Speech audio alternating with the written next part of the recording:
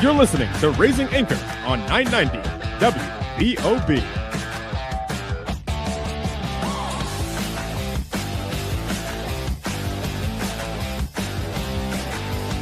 Welcome to the Raising Anchor Soccer Show with Matt Entrican and Jason Carey. Your home for news, analysis, and everything Rhode Island FC. Each week, they take you inside the locker room, inside the tactics, and inside the storyline shaping RIFC. Now, here's Matt and Jason. Rhode Island FC defeats CD Faialense 4-0 on a cold St. Patrick's Day night, treating fans to 3 brand new goal scores and the first ever free chicken sandwich as they advance into the second round of the U.S. Open Cup. But was head coach Khano Smith thrilled with the performance on the night? We're going to find out all about that on tonight's show before we preview the upcoming away match to Louisville City FC this weekend. First and foremost, though, of course, my co-host Jason Carey across from me for the 200th time. Jason, this is now episode 200 that we've been doing this. Does it all feel like it's gone by in a blur, or does it feel like the age and weight of doing a show this many times has started to kind of weigh you down? 200. Huh. Where'd that come from? 200 down, 200 more to go, as I like to say. Listen, it's been a blast going on this journey. This show has evolved so much in those 200 episodes, and it will continue to evolve. We want to do something big this year for our anniversary show, so that's going to be something in June around the World Cup, but that's kind of when the show first took off because we did it the year before Rhode Island ever kicked a ball, but couldn't find or be more pleased with a co-host like yourself. I know producer Torrin tries to come in and muscle you off of the territory every once in a while, but it's always a blast to do this with you, bud. Yeah.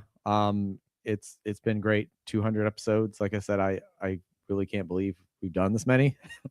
I don't see us slowing down anytime soon. And like you said, there's that constant evolution. I think that kind of keeps us always looking forward. As long as there's a league to be playing games, and as long as we have power in these microphones, you'll hear us at least once a week, and that's a promise. But hey, we got to get right into this. We have an action-packed show. Want to start right into this Open Cup round 1 that we saw Rhode Island FC versus CD Faialense on the week. Overall initial thoughts before we do the deep dive. Yeah, I mean, it's great to have the Open Cup back. It was great to host the game. You know, I mean, we saw what that was in terms of, you know, an amateur side. I think they put up a good fight, but ultimately we were able to get through, and glad to see us move on to the next round. Absolutely. You know, I think there's always that, you know, potential fear of a cup set, but I think Rhode Island FC showed why it is of the caliber that this team has been constructed year over year, much different from all the way back in their first ever appearance against the Charlotte Independence so many years ago. A player in that group we're going to talk about here in a second who led that group as their captain, now making a very important mark here in this round. But we got to start things off by breaking down how Coach Khano constructed this roster for the night. Now, Jason, we knew ahead of time that Khano had told us there was going to be some heavy rotation. Obviously, that's something you do, especially when you're playing an amateur side in these opening rounds. You're going to rest the legs of your more quoted starting players and then let some of the alternates, some of the C squad come into the mix. And that's exactly what we saw with Khano as he replaced, surprisingly, a lot of these players, or maybe not so surprisingly, 8 of these players now rotating through with this formation here. We're guessing it was a 4-4-2 based on the players that were available. Koke Vegas still in net. We're going to talk about that in a second, with a back line of Aldair Sanchez, CJ Williams, Karifa Yao, and Danny Rivera. A midfield of Dwayne Busy Atkinson, Hugo Bacharach, Kevin Vang, and the newcomer Jamin Gogo Peters, and then up front Noah Fuson and Logan Dorsey. Jason, Danny Rivera, Logan Dorsey, CJ Williams, Gogo, all make their debuts in this starting lineup. What are your overall thoughts on the impact of how this was? I mean, this makes sense, right? This is the squad that Khano kind of had to deploy on the night. Yeah. Interesting lineup here. We see them kind of start off in a 4-4-2, but there was a lot of flexibility that those 2 wide players pushed forward a lot. And you even in the same upset, you saw Hugo drop pretty deep at times. So the exact formation here is kind of a little flexible. The one's kind of surprised here though, Koke and net, right? Normally in cup competitions, you rotate your keeper. That was not the case here. We actually asked Khano about it in the scrum, and he said it was actually due to his limited preseason. that is trying to get him as many reps as possible to get back into top shape for the season here. Yeah, he went on in the scrum to say that the idea may have even been to switch him at halftime and allow Will Meyer, who was on the bench, to get some time in the game, but decided against that as they had felt Koke hadn't really been taxed or pushed in any kind of way, and that he was good for the remainder of the match itself. Listen, I certainly had some tinfoil theories on why Koke was in the starting 11 over Meyer Castro, because I still have questions about that 18th match and when that will actually see its way into season ticket members' hearts.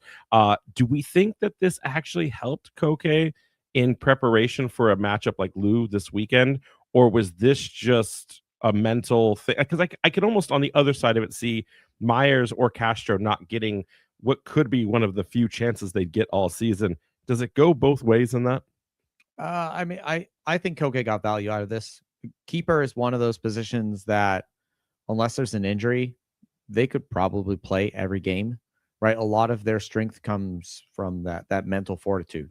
A lot of times they aren't moving around a lot. They're not really, they need to be ready when they're called upon. So getting that reps, I think, helped them. Obviously, there's still plenty of competitions here left. We've got the Prinks Cup and then additional U.S. Open Cup games now that we've made it further. And I expect whoever that second keeper ends up being, we'll get to see them in those matches. Speaking of the second keeper, the more I see Meyer continue to get the nod on as the backup off the bench, the more I think that we have a real battle brewing for the alternate. I do not think that this is like we've seen in the two previous seasons where there was a definitive 1, 2, and 3. I really do think that right now there must be a battle going on in the training sessions between Castro and Meyer as to who will get that spot or make the travel. It'll be interesting to see which one of them goes with them down to Kentucky this weekend. But hey, listen, let's get into the rest of the squad here. It's great to see all of these additional players. Want to start with Danny Rivera, one of the highest rated players on the night. He beat his entire 2025 performance when it comes to minutes played. He played just 81 minutes across all competitions last year. Jason blows that out of the water with a 90-minute performance here in this Open Cup match. It's crazy to think what the footprint that Rivera might actually have with the squad this year. We were high on him, seeing his defensive capabilities from a Bob Lilly side with the Riverhounds the year before. It kind of reminds me of what we thought AST could be as a game changer, having not seen him in most of the 2024 season. And we know what happened with him in 2025 goes on to be one of the players of the year and one of the most important pieces in our arsenal for that season. Do you think we could say the same thing about Rivera here in this year 3?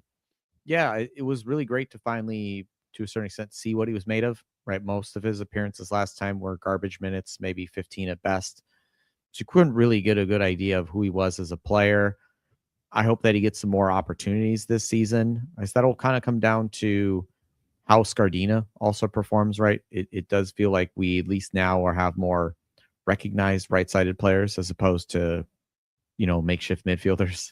It reminds me actually, too, of the same battle that we've seen on the left between Quizera and Aldair. I wonder if we'll see some of those storylines develop, whereas last year, because of the injury, but even after the injury, we saw Khano still favor whatever insertable, midfielder he could redeploy as a stylistic right wing back for 60 minutes.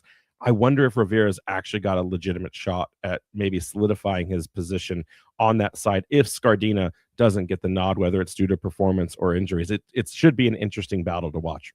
Yeah, looking forward to it. But we do want to go into breaking down this 4-0 victory. Beyond the firsts of appearances, there were actually a lot of other firsts that happened in this match.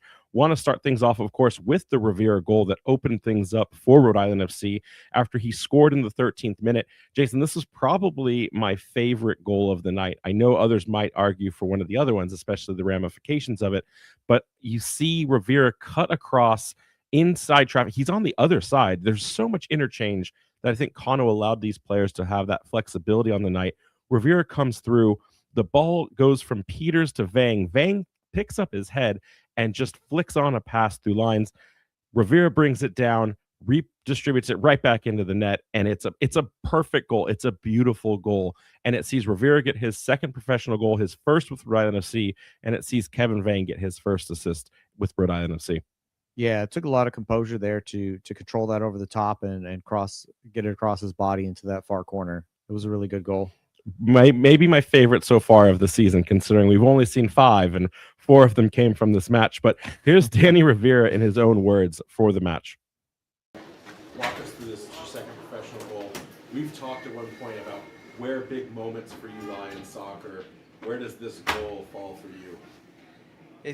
I'm very happy, very happy. It's something that as a player you look forward to, and you just have to be ready for when it comes. And I think the opportunity came today. I'm happy about the goal, but more happy about all my teammates, the performance. I think we talk about it's going to be a long week, and we all had to do what we had to do, and so I'm very proud of all my teammates and happy about the goal. Can you walk us through the goal itself? It was an incredible pass from Kevin Vang. You bring it down and you're right on the money with it. Walk us through that moment. I think being able to interchange. I think I started as a right back and then connect the pass, and then I'm just moving forward, looking for the space, and then good connection with Jamin. Then he finds Kevin, and then I know once he looked up and then took a touch, I knew where the space was, and I mean incredible ball by Kev, and then I just time my run and just make sure I finish it. So good. I think a good goal as a team. Last year, you had a lot of injuries that prevented you from making significant minutes within the team. What does this say for you getting a full performance like this and for the future of this 2026 season ahead for you?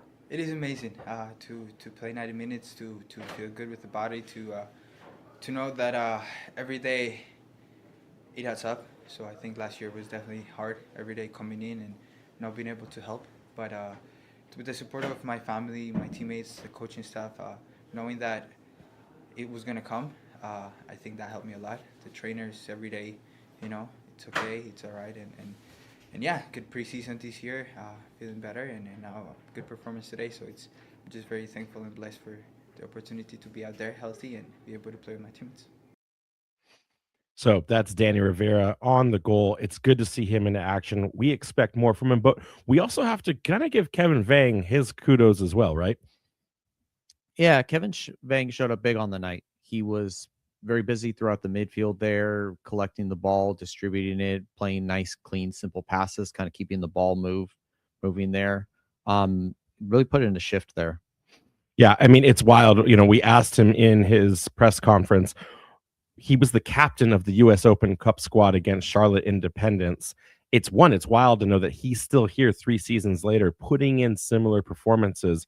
We asked him how special that goal was, or that assist, was for him. And he said that he had 40 family members and friends there to watch. So I think that will be a moment that lives on for the rest of his life in his mind. And it was even more special. I think the Defiance 1636 honored him with the man of the match, when it could have been Rivera for his goal, CJ Williams for his goal, or Nick Scardina for his 1 to 2 goals. And I think the right one was got on that for the night for Kevin Vang. And it was just a great time to see it for him. Yeah, absolutely. It's always good to see him get honors. And you hear the club talk about how great he is in the locker room. And he's just such a good presence with the team. Yeah, Khano Smith went on to say that he didn't think for a moment that Kevin Vang wasn't one of the 3 best friends of every single player on this team. So he is definitely one of the glues that we don't talk about enough on the squad. But we got to move on to the second goal of the night, which came in the 26th minute. CJ Williams tucks in a low Baccarat cross to give Rhode Island FC their second goal. But most importantly, Jason, it came from a corner kick, which what that means. It's chicken sandwich time, or it already was, I guess, because this has already come and gone. A couple fans predicted that we would get a chicken sandwich every home match. They're only off by 1 so far. It's crazy that we broke the curse, but also even more crazy that we did it in front of the lightest attended Rhode Island game in the history of its short time so far. Yeah, so I guess they didn't get hit too hard there with only 600-ish fans in attendance. Yeah. Listen, it was Williams' first professional goal. It was Baccarat's first assist from his professional time with Rhode Island FC. So again, lots of firsts. Jason, we saw in the post game, we saw a set piece counter tracker, and it was good to see that would finally be able to flip to 1, because it was something we did not see last season. How important is it to get a cross like that, to get a set piece goal from the corner, even if it is against an amateur side? Oh, it's absolutely huge. It's something that you look at, like you say, this amateur side, but we can we take this as a win. We take these goals and kind of move on to the next game and kind of get that monkey off your back, if you will, about, oh, we couldn't score any set piece goals. Well, we've already got one this season. I agree completely. We've got to go to break, but when we get back, we're going to finish up the rest of the goals and assists that came from this match, and then we're going to get to our heroes and zeros before we have Coach Khano share in his own words, all here on the Raising Anchor Soccer Show. Thank you for listening to tonight's broadcast powered by Sprout Coworking. For all your business needs, large or small, visit sproutcoworking.com. Powering 990 WBOB, that's sproutcoworking.com. Now, let's get back to the Raising Anchor Soccer Show on 990 WBOB with Matt Entrican and Jason Carey. Jason, we normally don't have to go this long into the goal scoring format because we don't typically score this many goals. Getting right back into it, Joe, the third goal of the game coming in the 78th minute. Scardina heads a Sanchez cross into the bottom right corner to make it 3-0 for Rhode Island. It's textbook stuff. Sanchez baits the defender all the way to the touchline, floats a perfect pass across the waiting Scardina, who heads it. It looked like it was easy. It should have been easy. It was an amateur side, but we didn't see a lot of this last year. Yeah, we really didn't see enough, and we talked about this in the last match, right? Too, where Khano wants to see some more crosses. So it's good to see that came to fruition. I mean, that was Aldair's first assist of the year, his 7th overall. He's actually 5th in terms of the all-time RAFC leader. So it's good to see him, continuing to be a positive impact on this team. Yeah, I still think Aldair Sanchez will be gunning for Quizera's job if he cannot make an impact from that crossing perspective here in these games to come. But then we got to get to the fourth goal. A little bit of an argument back and forth here. Technically credited as an Owen goal or own goal by Michael Willis from CD Faialense.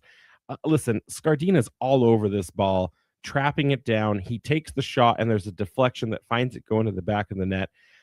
I don't know how this refereeing team caught that in real time because it looked too quick, too fluid. So I guess the head ref must have seen it from an angle that made it clear and obvious. But it just doesn't look like Willis gets enough of this to make it his own deflection. And 9 out of 10 times when I see a shot like that, they usually give that to the person that takes the shot, not the defender that redirects it on. That just didn't seem like enough there to give this as an own goal. Yeah, I was a bit surprised that they pulled that away. I don't know, some sort of open cup magic or something, trying to redistribute goal stats. But I mean, at the end of the day, it is what it is. We got the win. Maybe they knew Scardina has some sort of incentive clause that we had to keep him down a goal right off the bat. But we want to move on to the heroes and zeros before we unpack the rest of the game after Khano. Who were your heroes? Who were your zeros? Kevin Vang. Always good to see, him get out on the field, get captain, and the whole family. Like, that was a good story.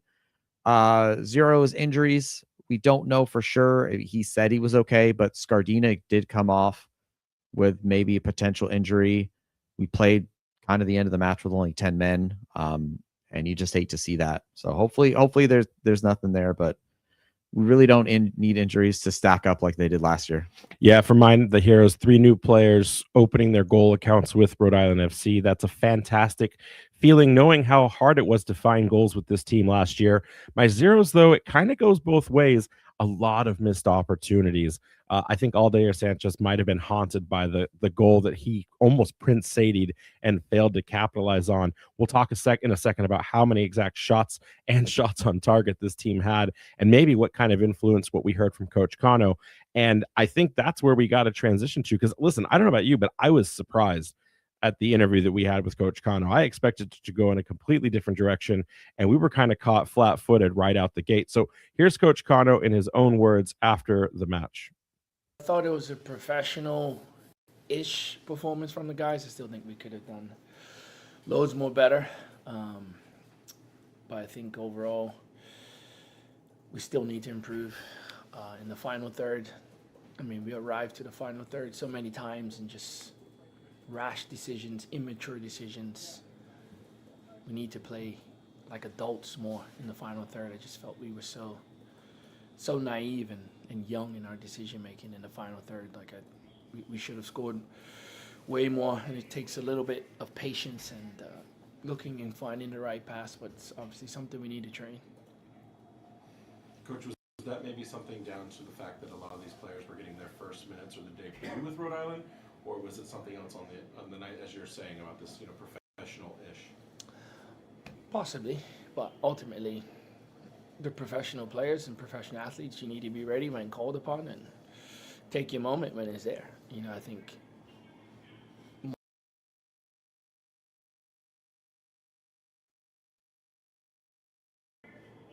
I don't think it is. Beyond that, 4 goals, 3 goal scorers, all opening their accounts with Rhode Island. Can you walk us through those individual performances from each of the goal scorers?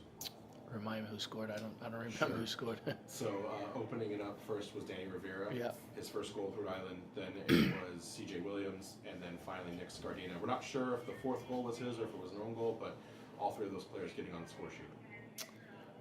Yeah. Look, Danny's an experienced player, been in USL Championship for a while. CJ's just turning pro and just joined us late, so he's still finding his feet. And Nick's scored goals in MLS, so he's no stranger to that as well. But yeah, I think in possession, all 3 of those players were fairly good. I wouldn't say those were the ones that I would say decision making was letting us down. I thought those 3 were pretty good in possession, but yeah, more so the players higher up the pitch, decision making and in and around the final third needs to be better. A lot of times players and coaches will use the Open Cup to get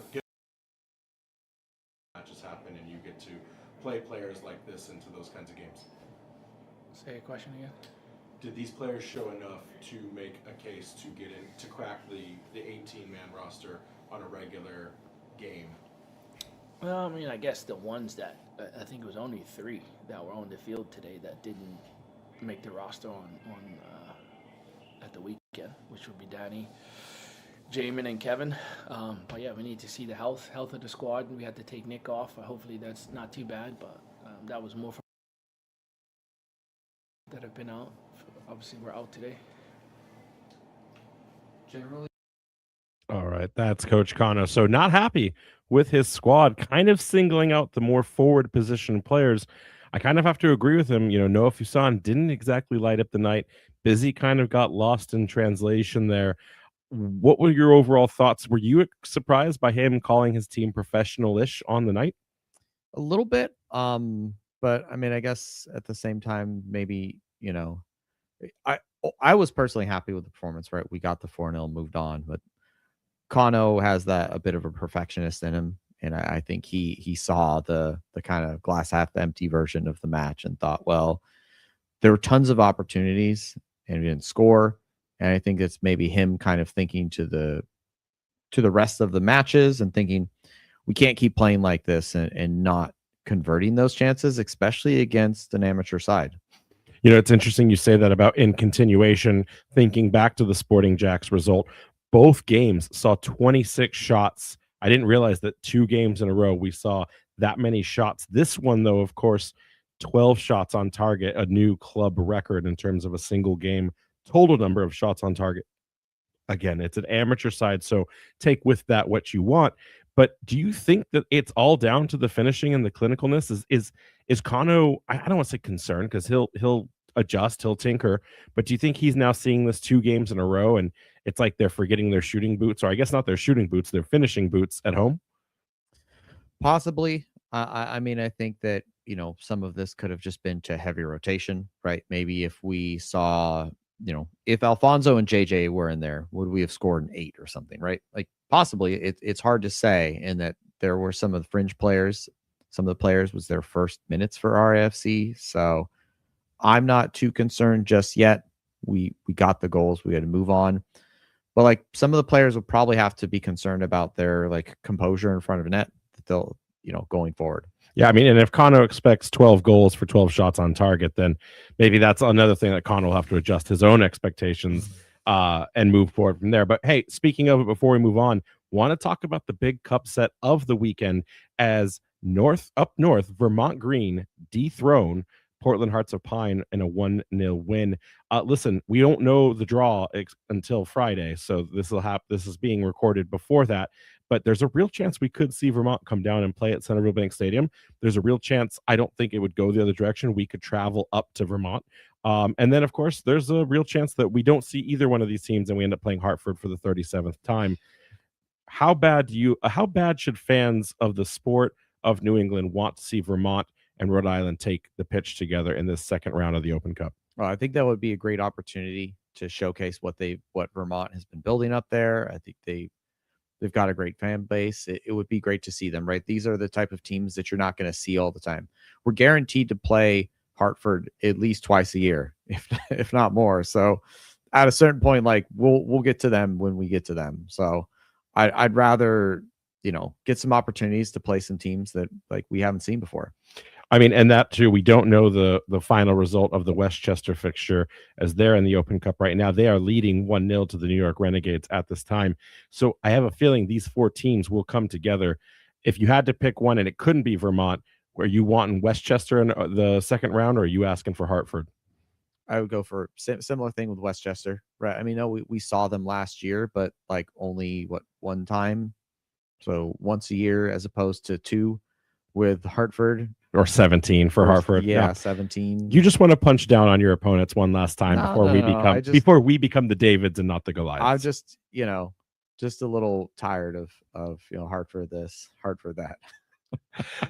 Well, we've got to go to our next break, and when we return, we've got your preview of Rhode Island FC versus Louisville City this weekend here on the Raising Anchor Soccer Show. Fans, as the weather becomes more and more unpredictable, be sure to check out 990 WBOB's weather page for all your temperature, storm, and travel info. Stay prepared for whatever Mother Nature has in store with the 990 WBOB weather page. Now, let's get back to the Raising Anchor Soccer Show on 990 WBOB with Matt Entrican and Jason Carey. Taking a look at our all-time series when it comes to Louisville, we've played them 5 times, right? That's 4 times within the regular season, and then we've got the postseason matchup here. So 2 wins for RFC, 2 wins for Louisville, and 1 draw. Average goals per match is 2.8. So and that's crazy considering there's a 0-0 draw in that series. Definitely some matches there with a lot of goals. When we look back to the first year, we absolutely had their number. Right, then move on to the second year. So there was a bit of a different story. Like they adjusted defensively, right? First year, Louisville was like, we're gonna let in 2, but we're gonna score 5. Next year is like, we're only gonna score 3 or 4, but we're also not gonna let in any goals at all. So very much different. The only thing I would maybe put as a caveat is that home match where they scored that shot cross. That was very lucky, and I think we actually really contained them very well. Probably should have been a 0-0 draw instead of a 1-0 victory for them.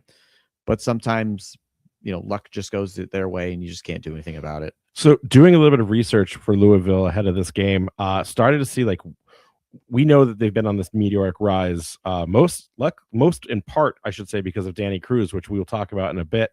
But I wanted to see, like, who are the rivals? Who are the teams that have, like, figured out how to unlock a goal against Louisville? Checked in on it, and so we know they have a kind of 2 rivals. They have their proximity to Lexington and the whole horse derby. I don't know if they've named it yet. I heard the equestrian something on one of them.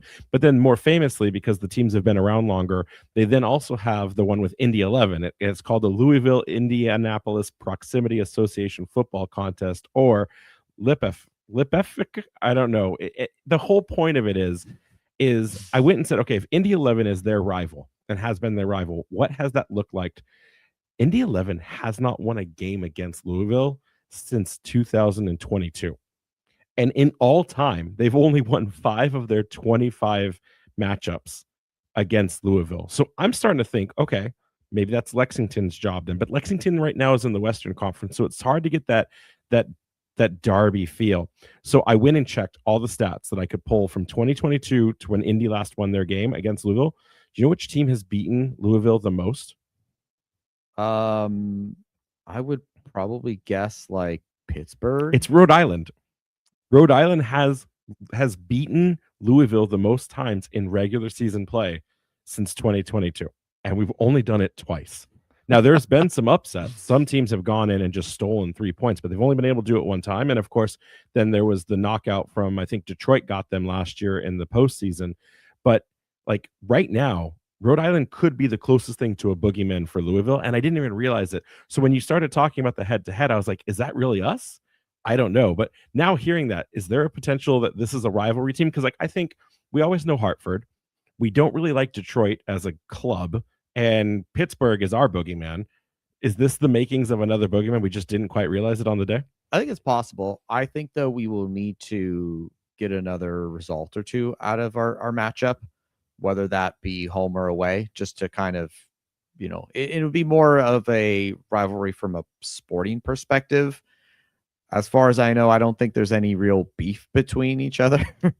No, at least certainly not the fan bases. The fan bases respect and love each other. So it's interesting to see.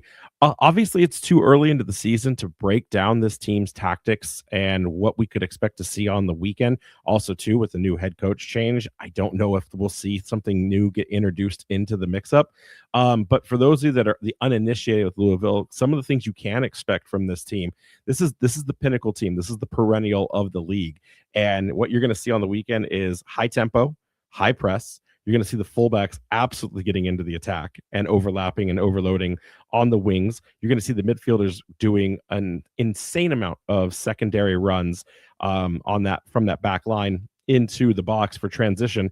And then you're going to see their forwards aggressively trying to run in behind lines and find key passes. This team is all gas, no brakes, and they want to catch you in transition. They want one defensive mistake or one counter, and then they're immediately on top of you, and it's trouble. Louisville is the real deal. Yeah, not only are they all gas, no brakes, they're also incredibly solid defensively, right? Normally you look at a team like this and think, okay, fine. You can just kind of bunker and counter them.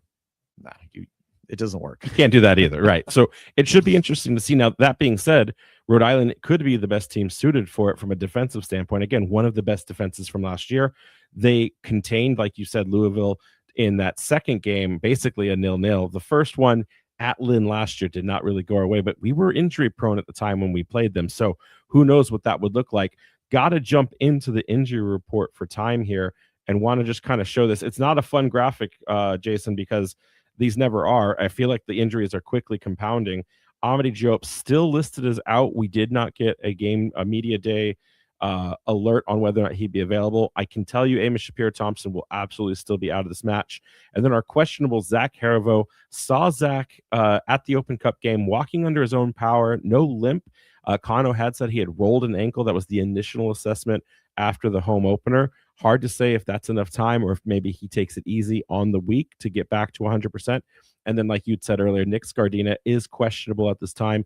And the only reason behind that is, while Khano said he was still good to go and that the pull was precautionary, he was grabbing at his hamstrings. And, maybe that's still rest a player like that for a week or two and get him back versus re-aggravating or injuring it further and then losing him for 8 weeks. It's hard to say at this point, but those two players may be on the mend or would be available. And of course, Louisville right now has no injured players that are available for report, so they will be at 100% capacity because that's how it works, my friend. Want to get into the ref report?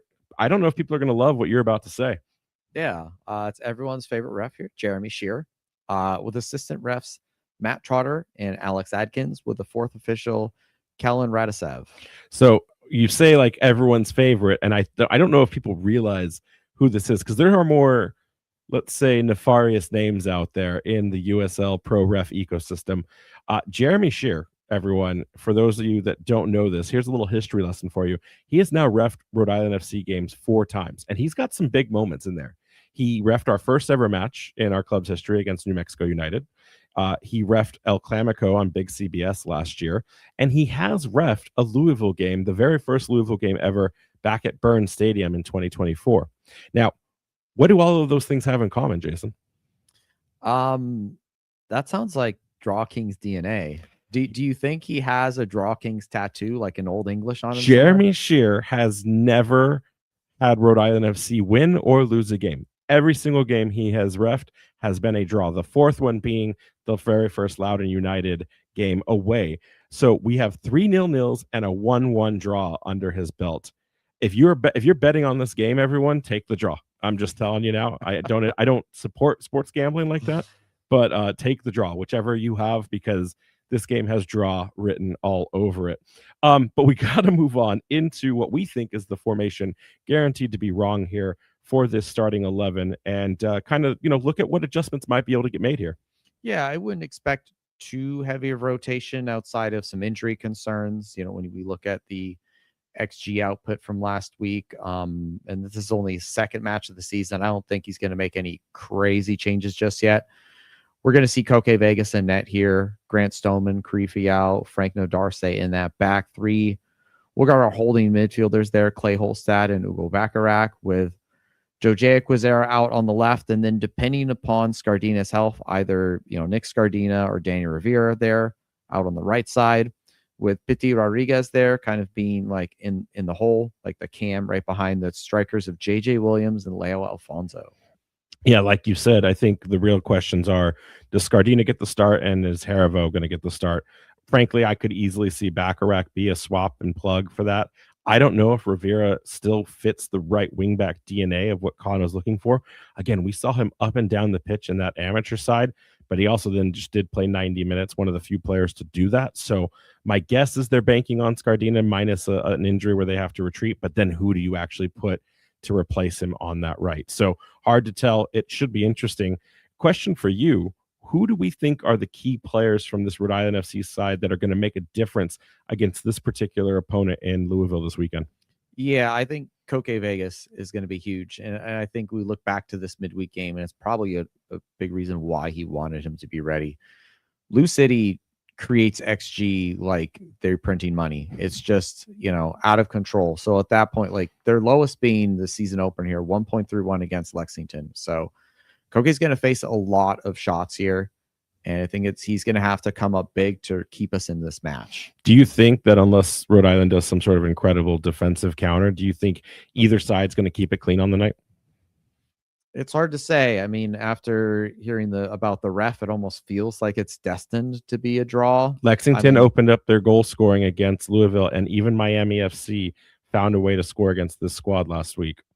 I mean, at that point, I don't think I see it being a clean match in terms of like no scores, but maybe draw is draw. So lock the 1-1 in. Yeah, lock in that 1-1. For me, I've got JJ Williams. It feels like it's a cop out that we're going for one of the biggest signings in the goalkeeper and then one of the biggest signings in our offense. But I think JJ Williams is really going to have to find his moment in this game. I know we talked last week about the importance of Leo Alfonso and what he showed in his debut.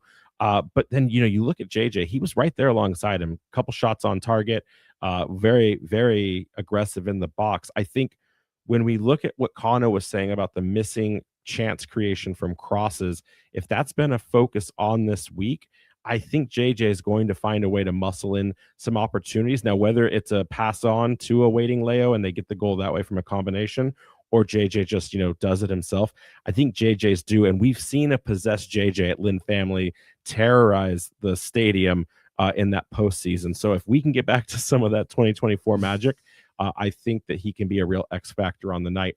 But hey, we've got to go to our final break. And when we do, we've got the biggest storylines ahead of this match on the weekend. Don't go anywhere. It's the Raising Anchor Soccer Show.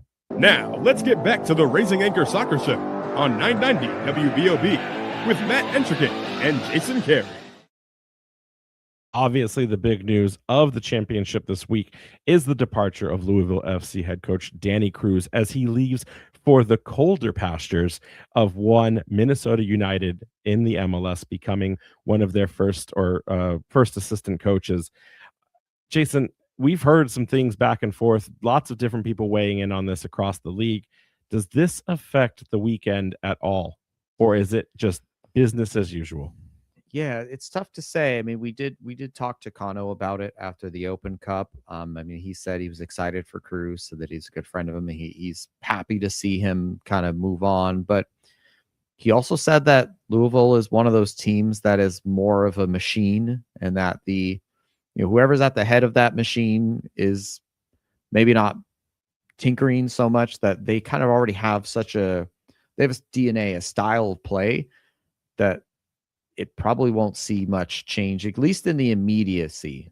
Right. I mean, Louisville's a systems team, right? They've lost so much talent in and out every year. They replenish, they retool, and it's the same team, the same monster being built at the front of the league. Completely agree with that. I did some digging on something that I heard on USL All Access about Danny Cruz's departure. Devin Kerr went on to talk about how with Danny now gone to MLS and Bob Lilly out from Pittsburgh, that makes Ben Pierman of the Charleston Battery the most tenured coach in the USL Championship. Ben Pierman's only been with the Battery since 2023, took them to the final in that first year. I started thinking about if the tenure for a coach is 4 years. I looked back at Coach Khano's hiring date. Do you want to take a guess at where Khano fits on the tenure of championship coaches right now? So I missed the key earlier when the answer was Khano. So I'm going to go with that Khano is the second most tenured after Ben Pierman. Coach Khano Smith is the second longest tenured championship coach as of right now. And it's for a team that is entering their third season in USL Championship play. That is wild. Now, you could say, well, now hold on a second. He was hired in 2023, so that doesn't count. He didn't play his first match until 2024. Fine. Then that just means he's tied in a three-way split with Danny Dichio from Detroit City and Sean McCauley from Indy 11. He's still the second most tenured coach in the league. Three-way tie. Okay. How does this happen? That's crazy. I think it's just due to the nature of the USL Championship. Unfortunately, every year we talk about kind of teams folding. Well, this is a very competitive, this league is in flux. It's constantly changing. So I guess I'm not too surprised. I'm curious how long this will go on if he can become the number one, you know. I mean, do we even play that game? Like at some point, if Khano is as successful as he's been so far, especially if he gets a cup under him, like MLS is going to come knocking at some point if they haven't already. Listen, it's a hard place to carve out a home. I don't disagree, but getting back into the idea that Danny Cruz gone doesn't affect this game at all. I don't want to disagree with Khano, and he knows the guy very well. He knows that Danny Cruz came in as the interim, and it was nothing but success right out the gate for Lou right after that. But I feel like if Lou's going to lose a step at any point this season, and it's not due to like an injury bug, this would be the moment, right? Like if there is still shakeup here, two things can be right at the same time, right? If you're already the number one team in the league, is a new manager bounce possible? Like, how does that even work? I don't know. Is like a bounce down? I don't know. Do they need to fall before they can then bounce up? That's my theory. Is that how that works? That's my theory. Listen, I don't think we will see anything different. There could be subtle nuances and tactical changes. We saw it with Rob Vincent and Bob Lilly's switch last year. The team really didn't change. In fact, Vincent just kind of brought out more. So are you just saying now it's Louisville's destiny to win? Never again. But hey, listen, we talked about it earlier in the year. We talked about Lou being one of those teams that's so difficult to break down. I guess I want to ask you, if nothing changes for this group, then should we anticipate that RFC can still find their number here on this weekend? It feels like it's the unbreakable defense versus the high-flying attack. But I also think, do we even still have a psychological edge to this team? And will we have any of it because of this head coaching change on the weekend? It's tough to say, especially with the way that there is so much change in the league, right? Maybe the DNA, the organization's DNA have some sort of, opposition to each other. I think if we need to get a result this year, like we were talking about earlier, can they be our rival? We need a positive result against them, I think, to solidify them as a sporting rival. If we go there and we lose again, I think whatever we did in the first year will just be considered a fluke. All right. I mean, I don't like the idea of that because then it takes all of the polish and veneer off of what we've accomplished so far. But that's fine. Then how about this? What about one of the other big stories of the weekend that people haven't really kind of talked about just yet? This is Rhode Island's first away trip of the season, right? With the canceled game, this makes game number 1 on the road. Historically now, 2 years in a row, we have started our away legs with some very powerful teams in the Eastern Conference. Last year, it was the Charleston Battery. Now this year, it's Louisville. how important is it to set up for success against this team this weekend? Or do you almost get a pass because you're taking on one of the best teams right out the gate? And do you get a little bit of grace if the results don't go your way? I don't know if I'd say grace or a pass, right? This, RAFC has ambitions, right, to be a top competitive team. So we have to go to the other, top teams, and we have to be able to get those results. So it's a combination though of two things. I think if the result doesn't go our way, but we're scoring goals, right? We see like play start to solidify, and sometimes maybe it just doesn't go your way that night. You can still build momentum from that, and I think that's what's more important is the overall performance. Can they go out there and put out a professional performance and just maybe not come out on top at the end of the night?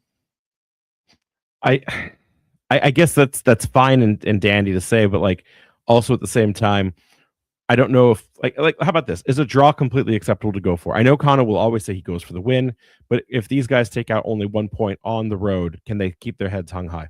Oh, absolutely. I mean, you don't want to go there to get a draw, but if you get a draw against Louisville, I mean, that's a good result, I would say. All right. And then finally, for the end of the night here, not favorable when it comes to projections for this squad. 57% of scoring predictions have Louisville getting this win, an 11% for the draw. Again, betting odds, man. If you're going to do it like that, that's a prime number then, with 32% that Rhode Island FC will get away with all 3 points.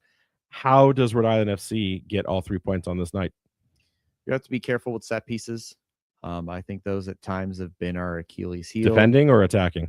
Defending them. I'm going to say attacking then. I think we need to improve our crosses to find JJ, right? That first match left much to be desired in terms of our crossing. I think we just need to be a little more clinical in our finishing, right? The last 2 matches had 20 plus shots. Do we see another match with 20 plus shots? And if so, how many of those can we actually get on target and convert? I'm kind of almost lockstep with you. That's crazy. I've got on offensive sides of things, we're going to have to maximize our set pieces. It's great to see now that we've gotten a corner kick.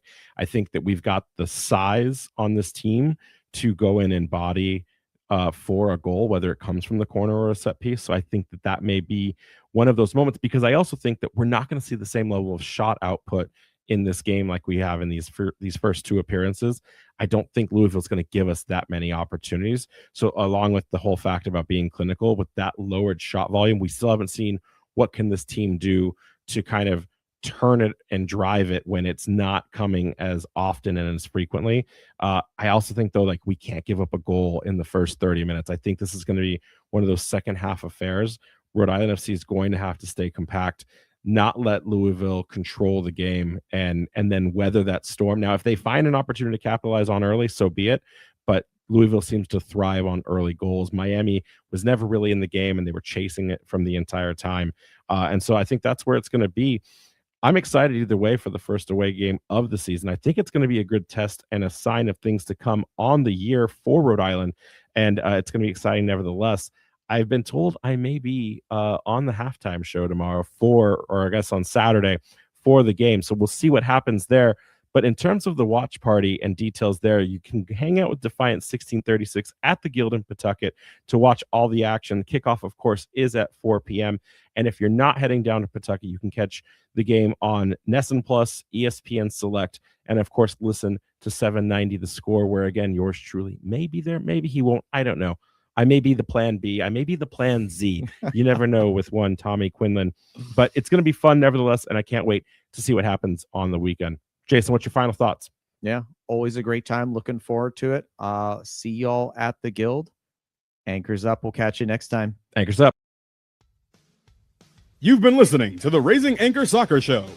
You can follow the show on Twitter, Threads, Blue Sky, and TikTok at RIFC Podcast and at Raising Anchor on Instagram. And be sure to check out and subscribe to Spotify, iTunes, YouTube, or wherever you listen by searching for Raising Anchor. Make sure to check out all of our coverage over at the Blazing Musket for all your New England soccer coverage, including RAFC news at theblazingmusket.com. fans, we thank you for listening. We ask you to be kind and courteous to your neighbors as you leave the show. We thank you for joining us and look forward to seeing you again.